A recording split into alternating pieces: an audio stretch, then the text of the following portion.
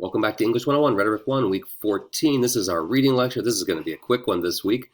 Just a little bit to talk about our self-reflection, which is our last journal. You'll be happy to know this is the last journal entry. And if you're not caught up with all the journal entries, of course, this is a great time to go back and look over previous journal entries and ask me any questions you have.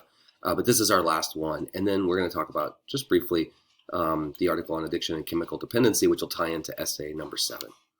So really quickly, your self-reflection, I'm just asking you again, like I mentioned in the overview video, I think, a little bit about your instructor and then a little bit about you. So that's basically all I'm looking for. To get a little feedback, it's important for me to know whether or not things are working, and particularly in this online environment, which for me, I've been teaching for a long, long time, but I've only been teaching online for a few years, really. And so I'm trying to improve this experience for students. And so telling me about, your experience you had is great, but also I'd like you to reflect on your own, experience you had with the class, because I know some students, again, enjoy online learning or any aspect of the class, or some things that are really hard or, challenging that you didn't particularly like. So the journal's a great place to say that, because I'm going to read it at the end of the semester, and it gives me something to think about and think about how I can change the class potentially for next semester. So if there's something that's really working for you, I love to hear that, of course, obviously, right? But if something's not working, I need to hear that too, because it'll help me think about, again, how to make the course better. So thanks for thinking of that for Journal 14, and that's our last journal. And then again, journals are due, I believe that's December 2nd, as a Friday, the Friday after Thanksgiving. And again, you're trying to write, just a reminder, 300 to 400 words in your journal entry. I think most people, since we're not really worried about accuracy, you're just putting your thoughts down on paper.